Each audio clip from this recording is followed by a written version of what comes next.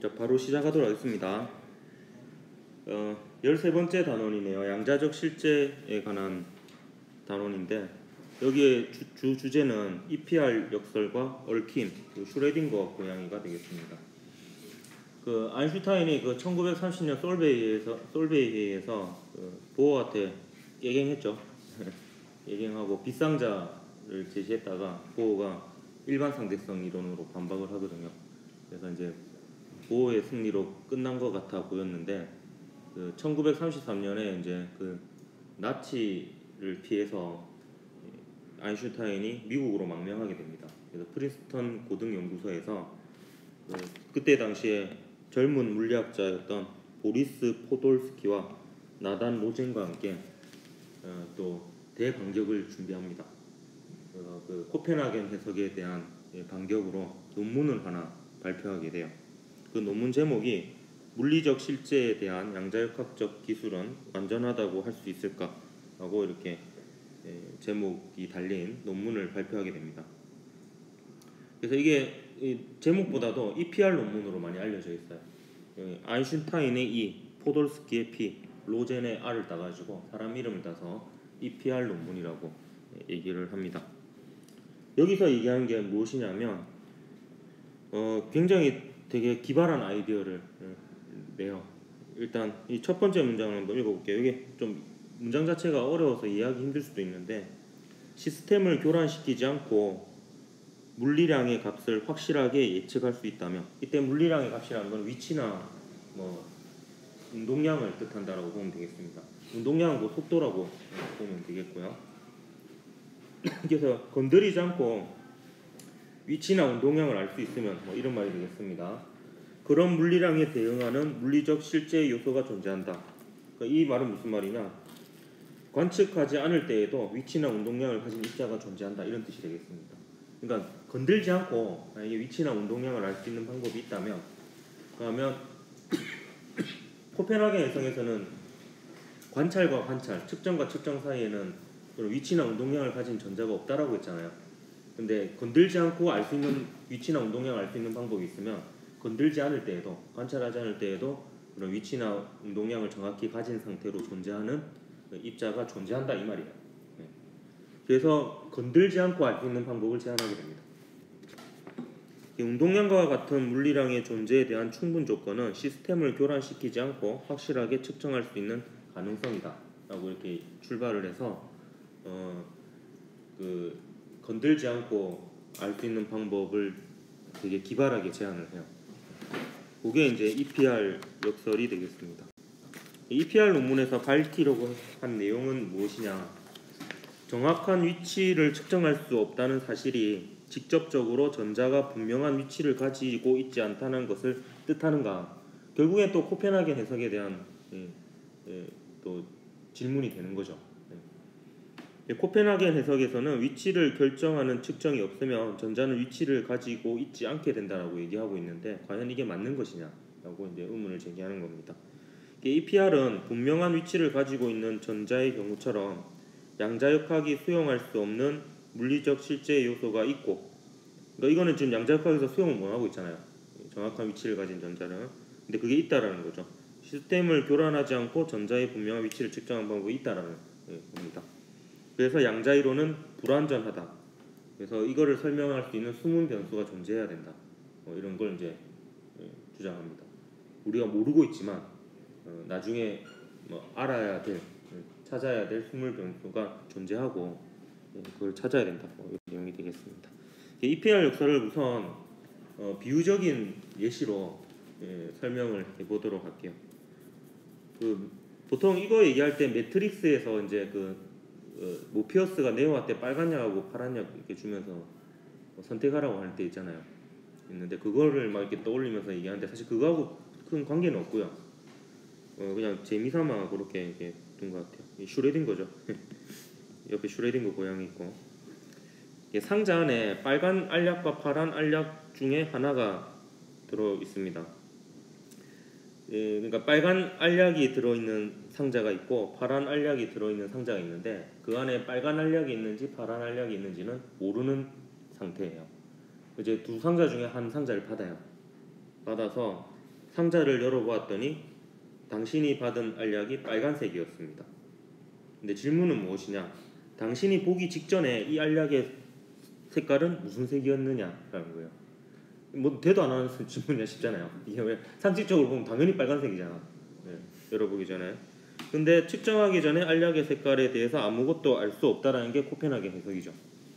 더 나아가서 측정하는 순간에 알약의 색깔이 정해지고 측정하기 전에는 50%는 빨간색, 50%는 파란색인 상태로 존재한다라는 겁니다. 그래서 상자 안에 그 빨간 약과 파란 약을 다시 넣어요. 두 개의 상자겠죠. 그래서 보지 않은 채로 알약 한 개만 보지 않은 채로 알약 한 개만 꺼내어서 가져간다고 했는데 이렇게 해도 되고, 아니면 애초에부터 상자를 두 개 만들어 가지고 이제 모르는 상태에서 빨간 약하고 알약 파란 약을 넣어 가지고 하나를 이제 모르는 상태에서 들고 가는 거예요. 그래서 4.3광년 떨어진 알파 센타우리 별, 여기 지구에서 태양에서 가장 가까운 별이거든요. 가져가서 알약을 보니까 파란색이었어요. 파란색. 그렇다면 지구에 남은 알약은 빨간색이 되는 거죠. 자연스럽게.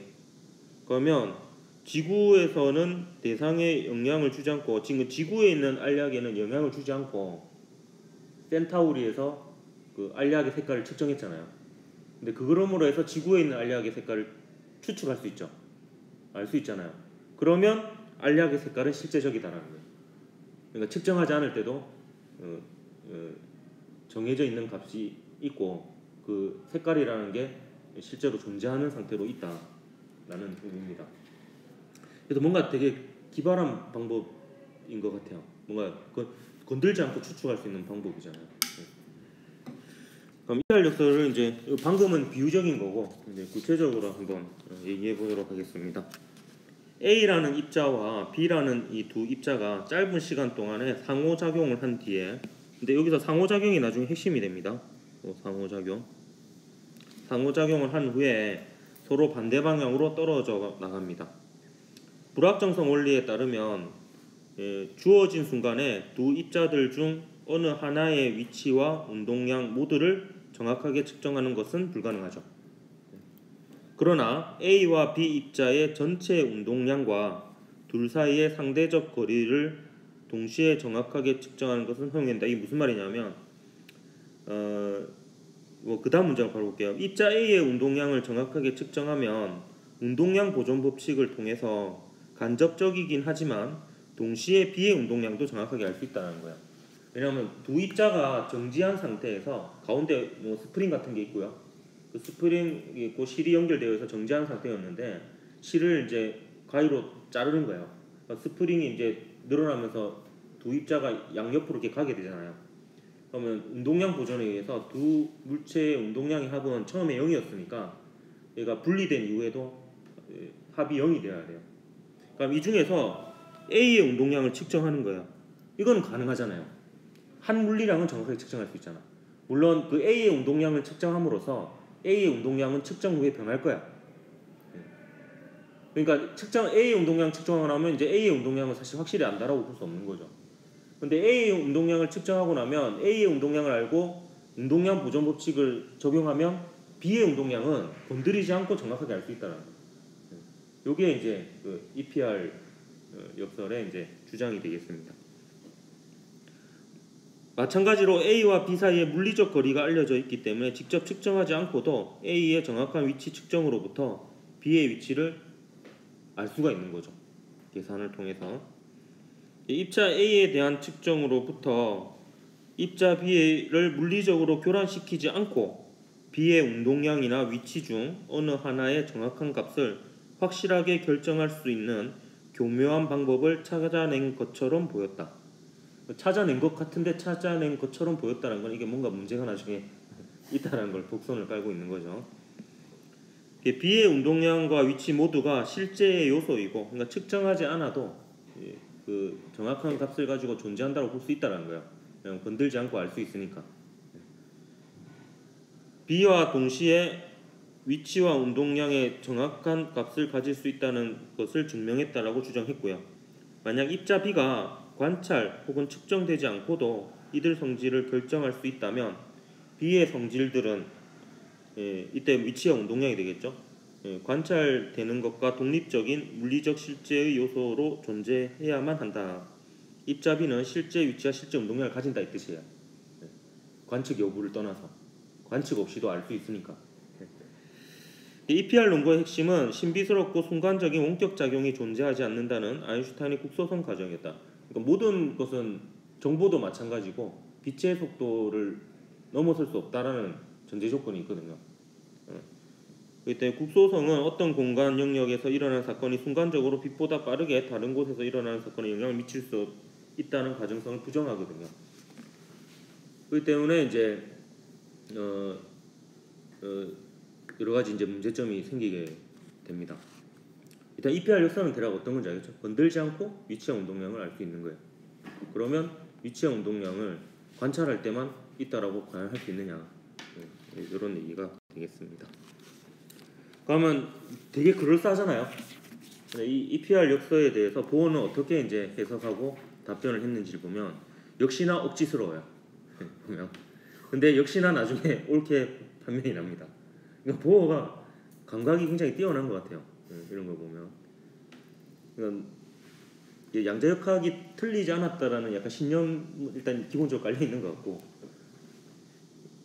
좀 감각이 있는 것 같아요. 근데 보면은 좀 억지스러워요. 보면 보어는 입자 A에 대한 측정에서 얻은 지식을 근거로 입자 B의 가능한 측정 결과를 예측한다는 EPR의 주장에 이의를 제기하지 않았어요. 즉 B의 운동량을 정확하게 예측하는 것이 가능하다라고 인정합니다. 인정하는데 그러나 보어는 B에 대한 실제 운동량 측정이 수행되어야만 B가 운동량을 가지고 있다고 말할 수 있다는 것이에요.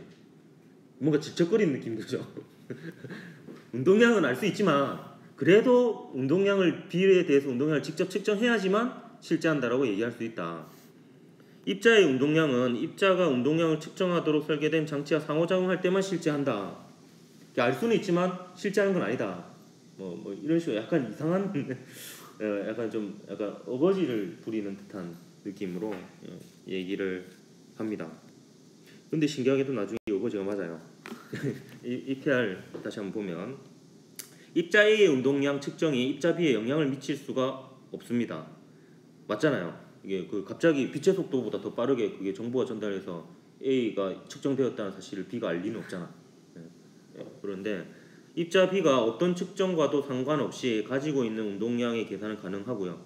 입자 AB가 서로에게 물리적 힘을 작용하지 않는다면 어느 하나에서 일어나는 일이 다른 것을 교란시킬 수 없다는 것이 EPR의 실제 기준의 가정이었습니다. 맞는 것 같죠, 되게? 말이. 보어는 A와 B가 서로 떨어지기 전에 상호작용을 했기 때문에 그들은 영원히 단일 시스템의 부분으로 서로 얽혀있게 되고 두 개의 분리된 개별적인 입자로 취급할 수 없다라고 얘기합니다. 상호작용을 했기 때문에. 그러니까 이게 서로 영향이 있는 상태로 뭔가 실로 연결된 것처럼 뭔가 이제 서로 공간을 무시하고 이게 얽혀 있다라는 거야. 이게 뭔가 서로 뭔가 연결되어 있다라는 겁니다. 따라서 A에 대한 운동량 측정을 하는 것이 실질적으로 B에 대해서 직접적인 측정을 수행한 것과 마찬가지가 되기 때문에 순간적으로 B도 확실한 운동량을 가지게 된다 이렇게 얘기합니다. 그러니까 A 멀리 떨어진 곳에서 A를 측정하면 B도 바로 영향을 받는다는 거예요. 순간적으로. 이게 더 소설 같잖아요. 보면은 더 이상하잖아. 사광년 떨어진 곳에서 센타우리에서 파란 알약이라는 게 결정되는 순간 지구에서도 빨간 알약이라는 게 결정이 된다는 거예요. 그 전에는 결정이 안 돼 있다고, 중첩된 상태로 있다고. 근데 그게 순간적으로 일어난다는 거예요. 보어의 말은. 보어는 입자 A에 대한 관찰이 행해지더라도 입자 B는 역학적 교란은 받지 않는다는 사실에는 동의합니다. 역학적 교란은 받지 않는데 그러나 입자 B의 위치와 운동량의 존재가 입자 A에 대한 측정에 의해서 결정된다라는 것은 원격에서 순간적으로 작용하는 교란이 가능한 것으로 이제 보는 거예요. 그것은 A에서 일어나는 일이 순간적으로 B에 영향을 미칠 수 없다는 국소성과 A와 B가 서로 독립적으로 존재한다는 분리성에 모두 어긋나는 것이지만 보어는 개의치하는 거죠. 그래도 순간적으로 영향을 줄 거야. 이렇게. 왜냐하면 양자역학은 틀리지 않았으니까. 코펜하겐 이성은 틀리지 않았으니까. 두 개념이 모두 EPR 논거의 보호와 관찰자의 독립적 실제에 대한 아인슈타인의 견해에서 핵심적인 것이었어요. 그러나 보호는 입자 A의 측정이 어떤 식으로든 순간적으로 입자 B에 영향을 준다는 입장을 고집합니다. 예. 근데 이때 당시에는 이제 뭐 증명은 안 되는 거죠. 예. 증명은 안 되지만 보호는 이제 계속 고집을 피웁니다. 어쨌든 그게 B의 운동량이 결정된다면 A를 측정하는 순간 B도 뭔가 이제 변화가 생긴다.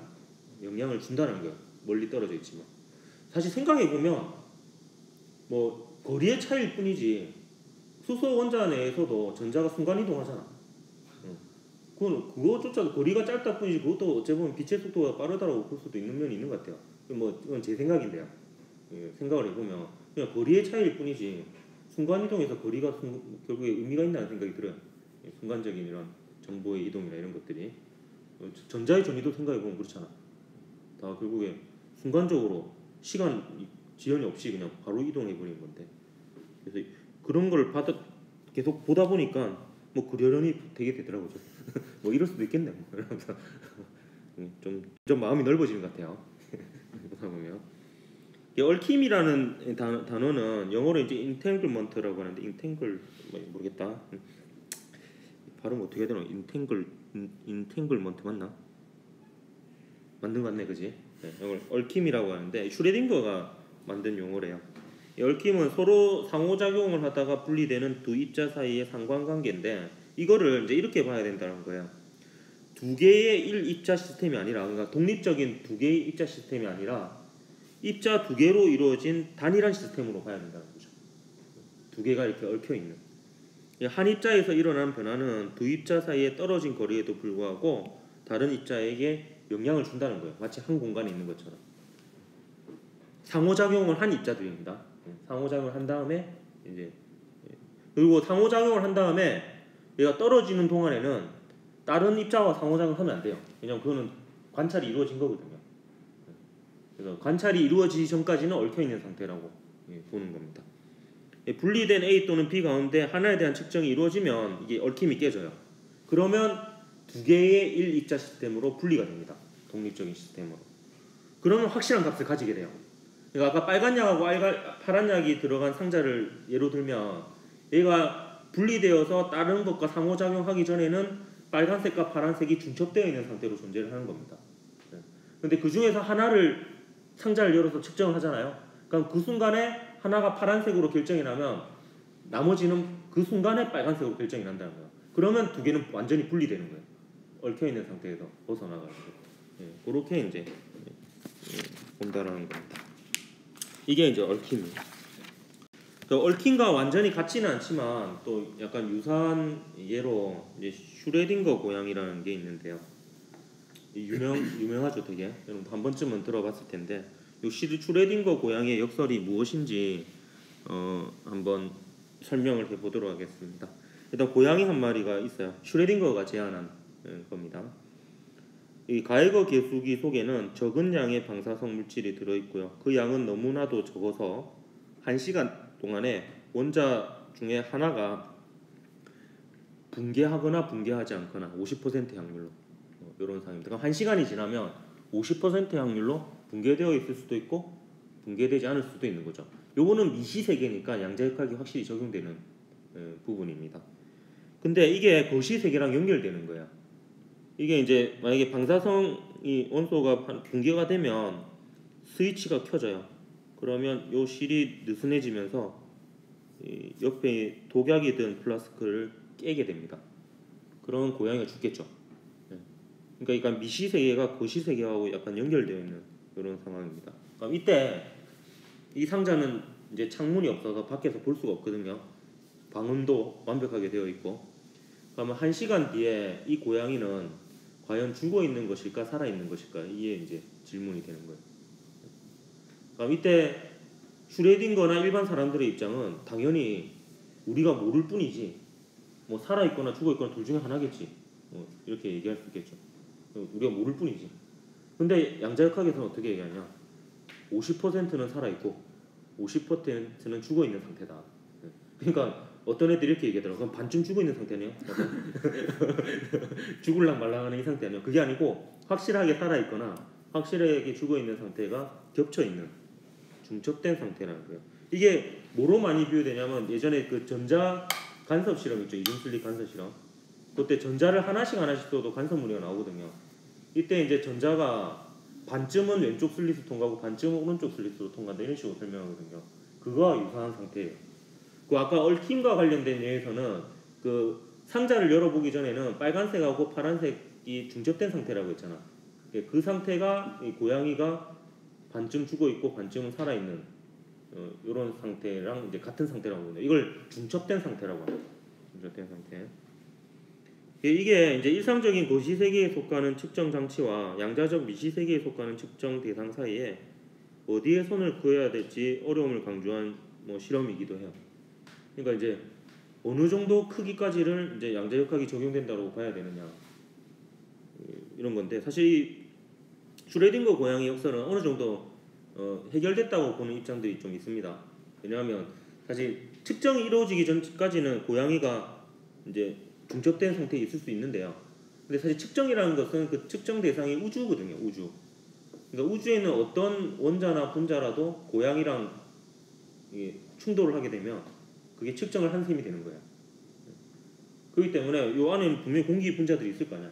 그러니까 걔네들이 고양이가 죽은지 사는지 알고 있기 때문에 뭐 이거는 사실 중첩된 상태가 있을 가능성은 매우 낮다라고 볼 수 있죠. 중첩된 상태가 되려면 외부와의 어떤 상호작용도 없는 상태가 돼야 돼요. 근데 생명체는 일단 그럴 수가 없잖아요. 그래서 외부와의 상호작용을 계속 하잖아요. 그렇기 때문에 사실은 이제 실제로는 죽어 있거나 살아 있는 상태 중에 하나가 되겠죠. 그래도 이게 또 곰곰이 생각해 보면 하여튼 오묘해가지고 그 예전에 그 스티븐 호킹 같은 경우에는 뭐 그런 말도 해요. 슈레딩거 고양이 말을 꺼내는 사람은 총으로 머리를 쏴서 죽이고 싶다. 뭐 이런 정도. 골치 아프다는 거예요. 이거를 생각하면 그런 겁니다. 근데 슈레딩거 고양이에 대한 얘기를 할 때 또 어떤 물리학자는 뭐 이거 뭐 고민할 필요 없나 실험해보면 되지 않느냐. 그래서 실험을 해봅니다. 그래서 고양이를 이중 슬릿에 던져가지고 간섭 무늬가 나오는지 확인하면 되는 거죠. 그러면 고양이가 왼쪽 슬릿과 오른쪽 슬릿을 50%씩 통과하는 상태가 되니까 양자 중첩이 설명이 됩니다. 그래서 실제로 고양이를 던지는 실험을 해요. 근데 진짜 고양이를 던지는 거 아니고 지난 시간에 했던 내용인데 플루오렌 있죠. 탄소 60개로 이루어진 얘를 던지는데 물리학자 입장에서는 이제 얘가 고양이만큼 큰 거죠. 왜냐면 전자 한 개 다루다가 탄소 원자 60개니까 어마어마하게 큰 거예요. 그래서 이게 어찌 보면은 요게 실제로 고양이라고 볼 수가 있는 거예요. 물리학자 입장에서는. 그래서 얘를 집어 던졌더니 이제 요 해절 격자 있죠. 해절 격자 있는 여러 개의 구멍을 마치 동시에 통과하는 것처럼 작용을 한다는 거예요. 그렇게 해서 이제 회절 무늬가 나오는 보강 간섭, 상쇄 간섭을 하는 게 확인이 됩니다. 그래서 양자역학을 연구하는 물리학자들 사이에 유명한 말이 닥치고 계산해라 이런 말이 있어요. 뭐 고민은 나중에 하고 일단 뭐 계산해라 뭐 이런 얘기가 있어요. 또 이 슈레딩거 고양이 얘기가요. 사실 양자 중첩이가 뜬구름 잡는 얘기는 아니에요. 이게 실제 생활에 다 있습니다. 그럼 이온 결합 있죠. 이온 결합. 공유 결합. 공유 결합 같은 경우에 수소 원자 두 개가 전자 한 개씩을 공유하죠. 근데 이 전자의 상태를 보면 딱 슈레딩거 고양이 상태예요. 반쯤은 이쪽에 있고 반쯤은 이쪽에 있는 상태예요. 그러니까 얘가 어느 위치에 있다라고 확실히 얘기할 수 없는 거예요. 이 두 개 다. 이게 이제 중첩, 양자 중첩이라고 합니다. 이게 중첩된 상태인데 슈레딩거 고양이 같은 경우는 상자의 뚜껑을 열면 죽어 있는 고양이나 살아 있는 고양이 중에 하나가 결정이 되죠. 그러면 이제 뭐 분리가 되는 거예요. 자, 죽어 있는 고양이가 살아 있는 고양이가. 그럼 얘도 측정을 하면 왼쪽에 있는지 오른쪽에 있는지 확실해질 수 있잖아요. 그러면 얘의 위치를 알 수 있을 정도로 정밀한 빛, 그러니까 파장이 짧은 빛을 쏘는 거예요. 그래서 얘의 위치를 알 수 있을 만큼 분해능이 좋은 짧은 파장의 빛을 쏘면 파장이 짧은 빛은 에너지가 크거든. 그러니까 얘가 결합이 끊어져요. 그러면 맞죠? 얘가 왼쪽에 있는지 오른쪽에 있는지 확실히 알게 되는 거잖아요. 그러니까 이게 참 신기하게도 모든 게 맞아 떨어지게 되어 있어요. 그러니까 이게 얘를 위치를 알 수 있을 만큼 분해능을 가진 빛의 파장을 계산해 보면 그 빛이 가진 에너지가 이 원소의 이 원자의 이온화 에너지, 이 분자의 이온화 에너지에 해당이 됩니다. 그게 이제 딱 맞아 떨어지게 되어 있어요.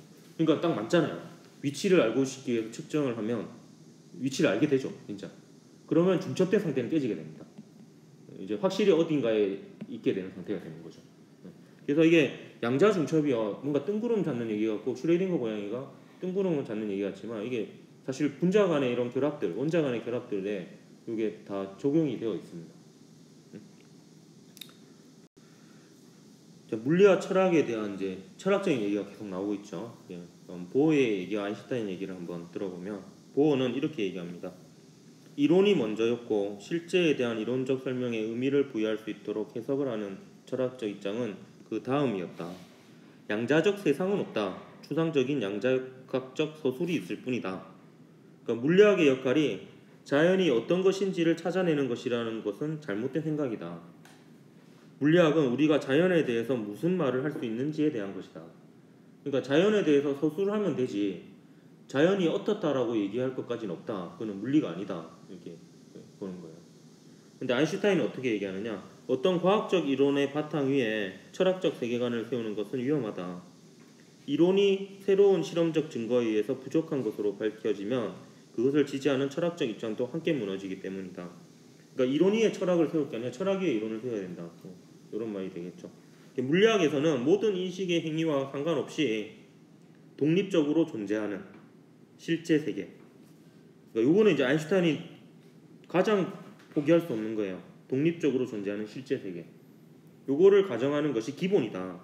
그런데 그것이 바로 우리가 알지 못하는 것일 뿐이다. 하지만 이거는 있다라고 가정하고 해야지 그게 올바른 과학이다. 이렇게 얘기하는 거예요. 근데 보어의 입장은 뭐냐? 독립적으로 존재하는 실제 세계가 있다라는 근거가 없기 때문에 그건 없다라고 봐야 된다는 거예요. 그러니까 그거를 제외하고 알 수 있는 것만 가지고 이제 세상을 서술해야 된다. 우리가 세상이 어떻다라고 얘기하는 게 아니라 이제 세상을 이제 어떻게 기술할 수 있을지에 대해서를 얘기를 해야 된다라는 측면이에요. 좀 더 이제 실제주의에 가깝죠. 이제 보어나 하이젠베르크나 이런 사람이. 이제 아인슈타인도 그 상대성이 일어날 때는 약간 이런 주의 마우의 철학을 따라갔었는데 나중에는 이제 조금 생각이 바뀌게 됩니다.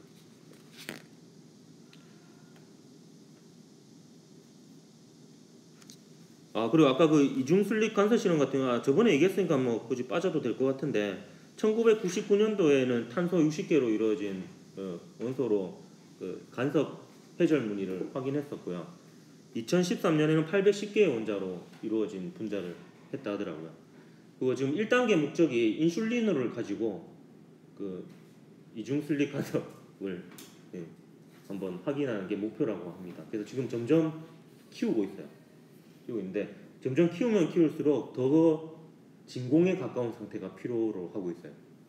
진공이 되어야지 이제 우주가 알지 못하니까 이렇게 이제 진행이 되어가고 있습니다.